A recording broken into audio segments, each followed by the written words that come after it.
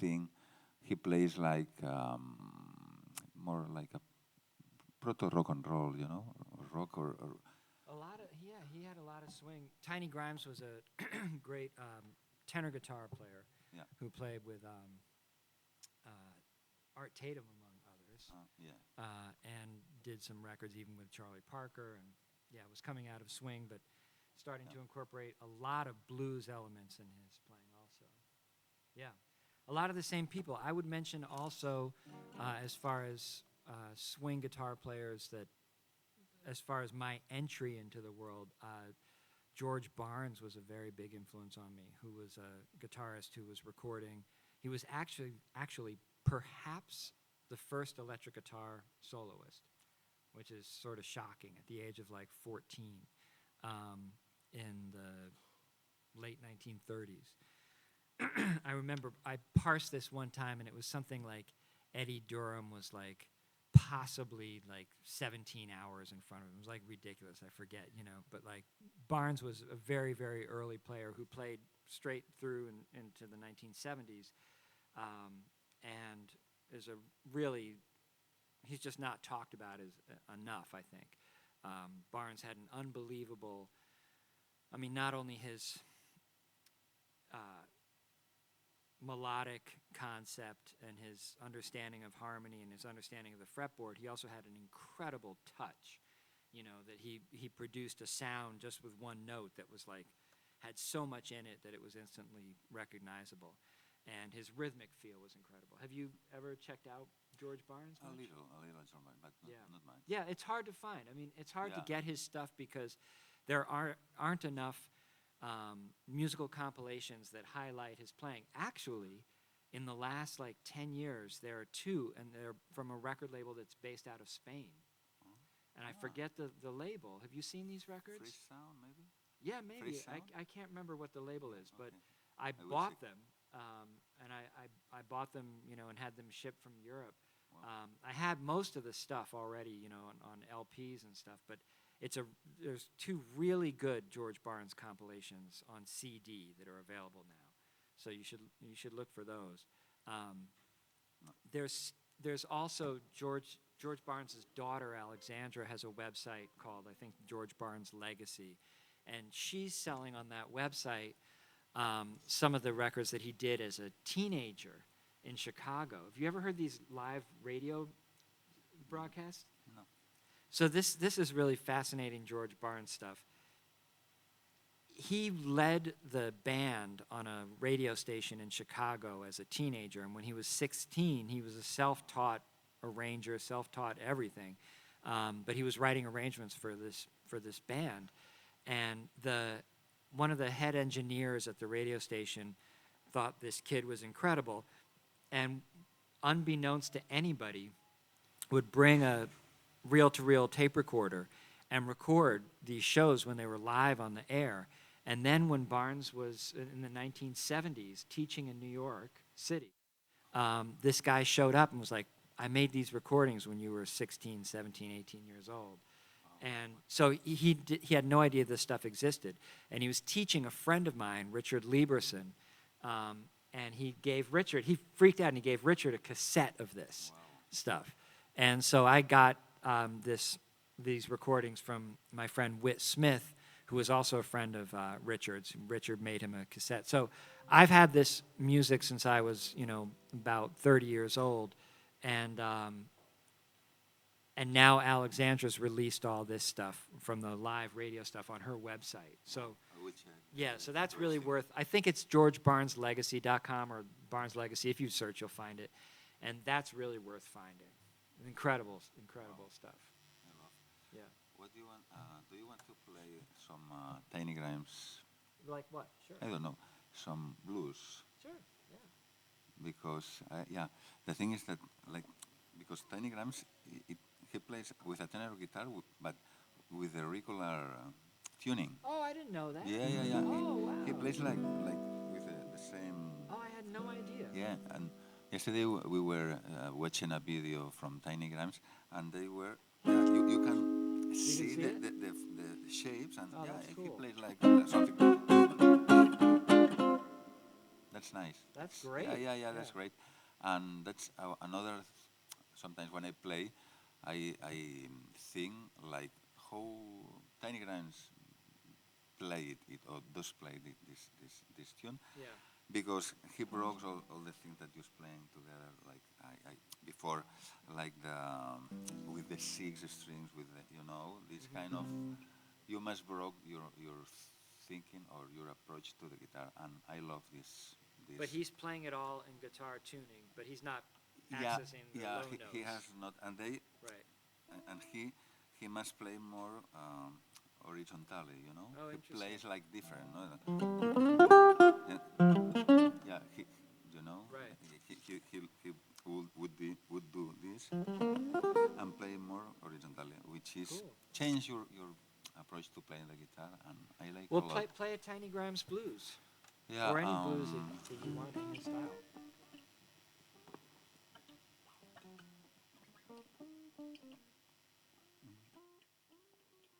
well, I think I remember that's I think a Chinese tempo, Oh, right, no? right. Paco, well, the names. Okay, Okay. here is a blues in B flat, All right. and it is super. It's one and then two, five, four. Okay. Okay, one. Sorry, sorry.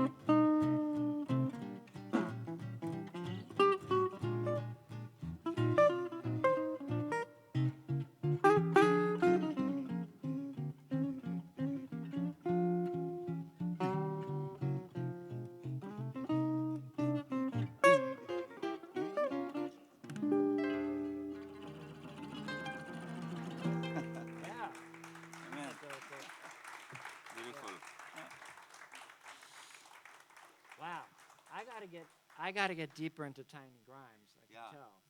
I love this kind. Yeah, Yeah. I've heard him a bunch, but I've never really sat down. I don't think and Yeah. done the work to Yeah, cop because that stuff. I think he's in the middle of the blues of the Yeah. like a rural blues, but he plays to standards of jazz. Yeah.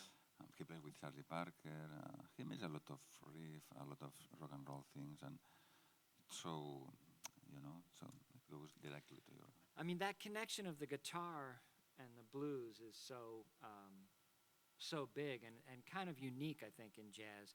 Jazz is like obviously intimately related and enmeshed with blues, but the guitar was, a field instrument and something that could be like it was, it wasn't in the bands in school and stuff. It was something that was more played at home and played out wherever you would find yourself, because you could pick up the guitar and bring it and accompany Yeah. singers and accompany different types of music. Yeah, I think I don't know if I'm right, but I think jazz it comes all from blues, like for me, like most of the actual music, like maybe heavy metal or rock and roll or funky, I think the roots is I found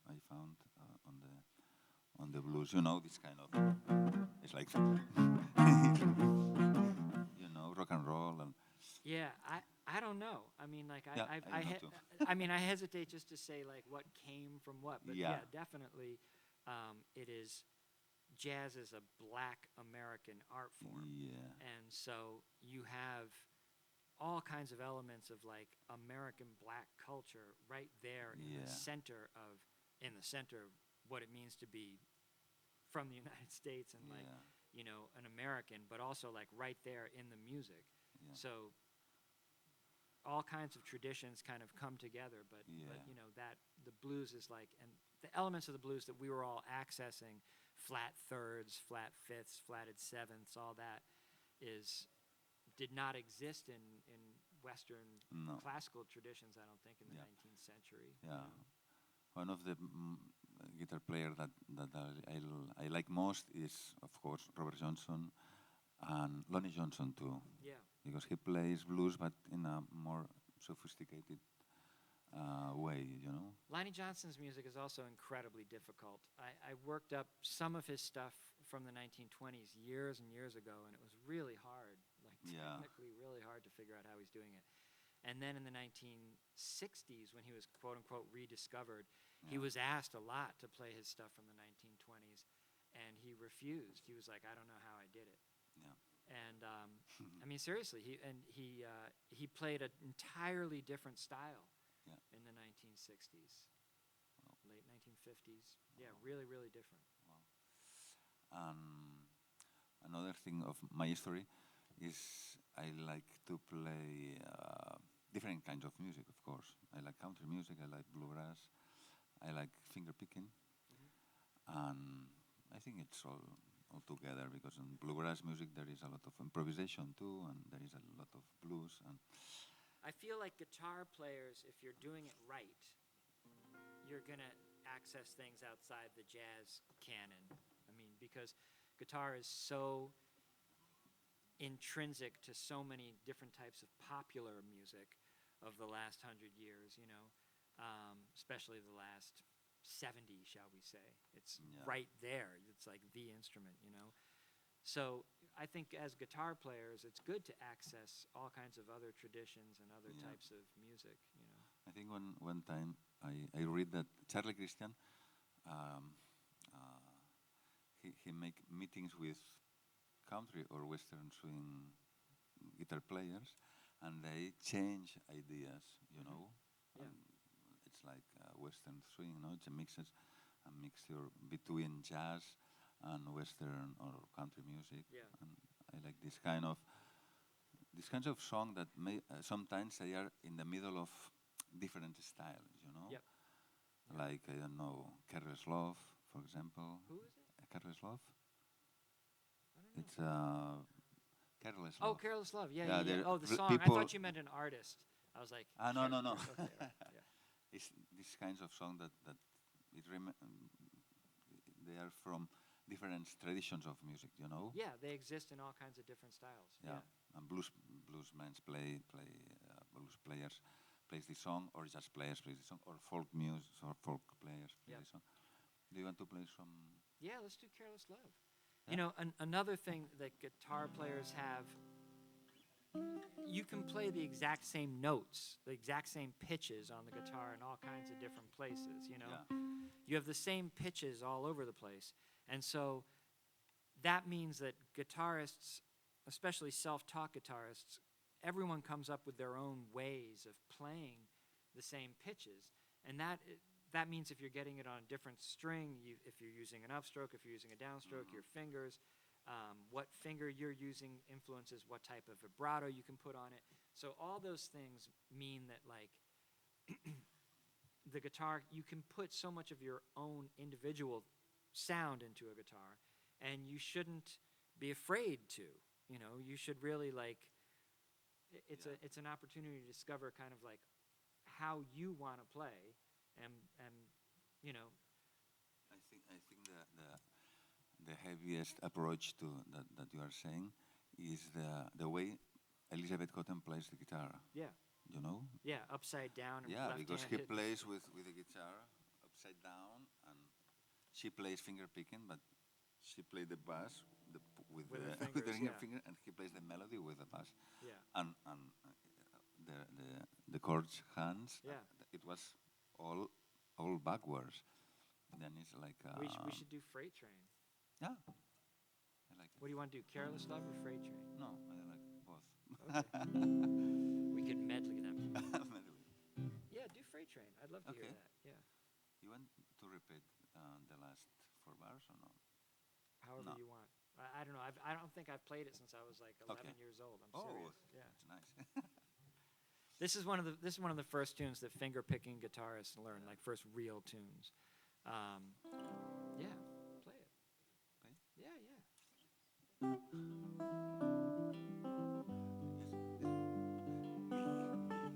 Joseph's doing a very advanced version. We want more slow. No.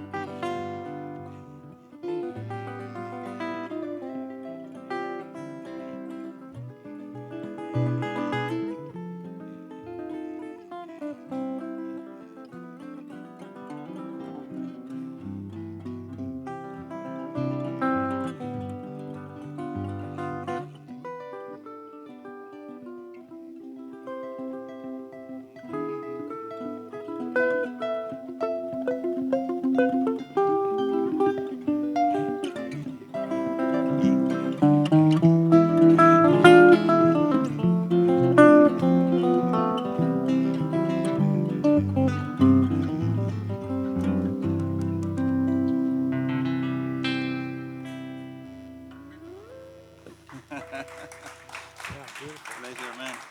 Joseph, that was Wow, beautiful, Matt, man. Matt. Wow, Yeah. that Nice, is a nice, great tune. nice. Yeah. Yeah, that's a great tune. Um, that's an example of,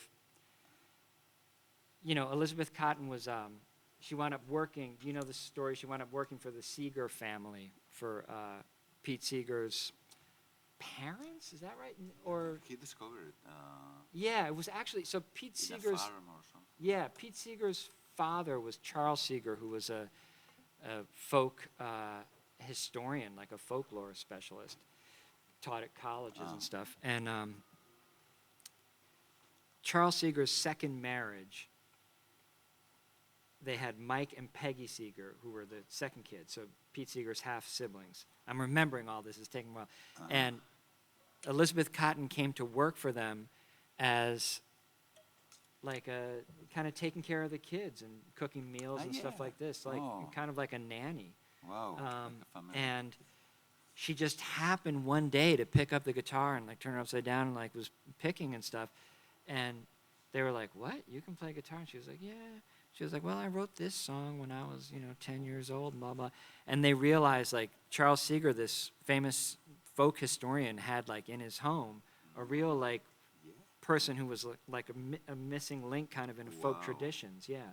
So they started recording her stuff. But at that point, she was, I don't know, 60, late 50s, later? I don't know, He was old. Yeah, I mean, she'd only then had a, like, career as a recording artist for a few years before she was really old. What a coincidence, eh? Yeah, it was amazing. You want to play Careless Love? Okay. Do we have what do we have time for? I don't know. I'm having fun, so. Come send the temps.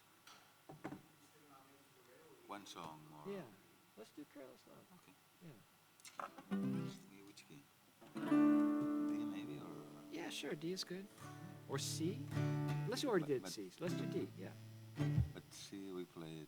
Yeah, But- right, so let's do D. We're playing in sharp keys, something that, we won't do for the rest of the week, so we might as well enjoy it. I like to play in C and G and in D. Let's do Sometimes G. Let's do G. G's a real C? key. G's a real key.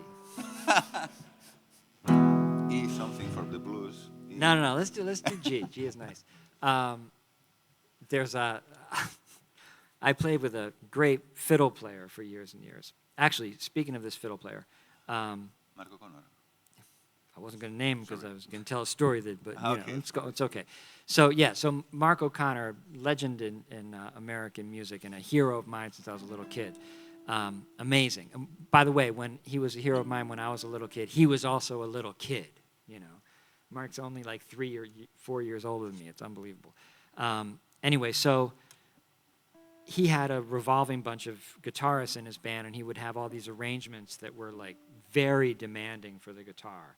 Like you're playing ridiculous tempos and playing these lines with him, and it was super stressful, and I would almost always mess up.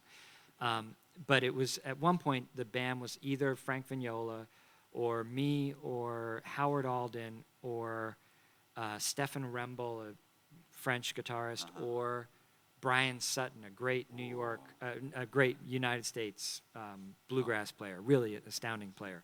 And all of us had different ways, talking about the guitar, like different fingerings and different ways of playing this stuff that were so radically different from one another so that we could get around on these tempos. And Howard Alden worked in the band with Brian, and then we did the gig, Howard and I, and then I did it a lot with Frank.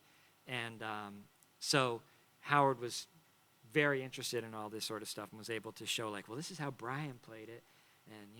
And I have my own very strange ways of coming up with playing this stuff. But that's the fun thing about guitar. Like, you can figure out your own ways of playing all these different notes. And am I using a finger? What string am I getting it on? Am I stretching? Am I doing intimate? So let's play that tune. And Marco Connor is an amazing guitar player. Amazing guitar player. Bluegrass. Insane. It's incredible. Yeah. Incredible. Yeah. One time at a sound check, I said, I learned your tune, Picking in the Wind, and he was like, oh, yeah, you learned that? And I was like, yeah. And I said, I can't remember it now, it's been a long time. And he was just took my guitar and played it, like, perfectly at tempo and everything, Just insane. He was like, I haven't played guitar in 20 years, and just played it perfectly. I was like, I like the album Marcology. yeah. Yeah. Okay, Careless Love? Yeah. You want to play the melody? Play the melody. No, play, play. Okay, I'll try.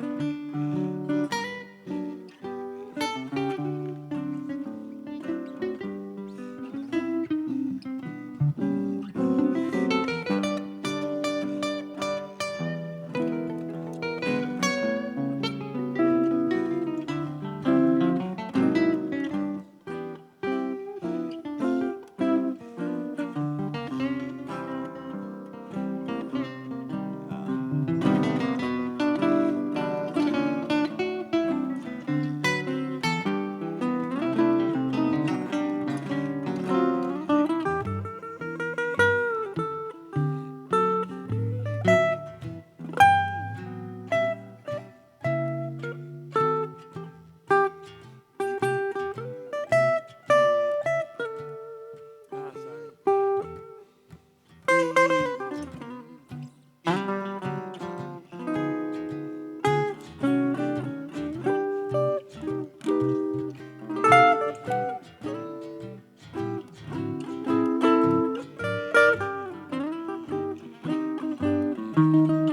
Well, love, oh, careless love. Love, oh, love, careless love. You have taught me to weep. You have caused me to moan. You have caused me to leave my happy home.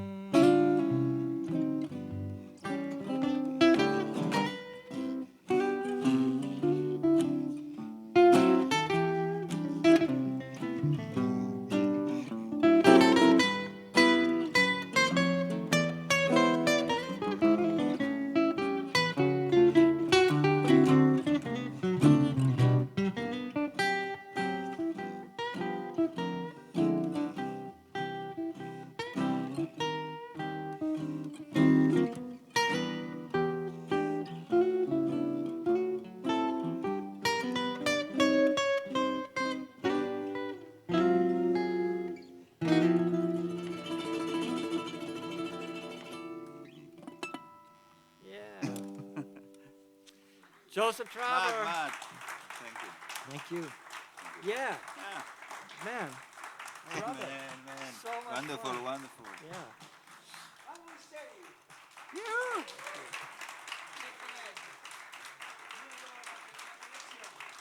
Oh yeah. Good Thank you, connection. Joram. Yeah.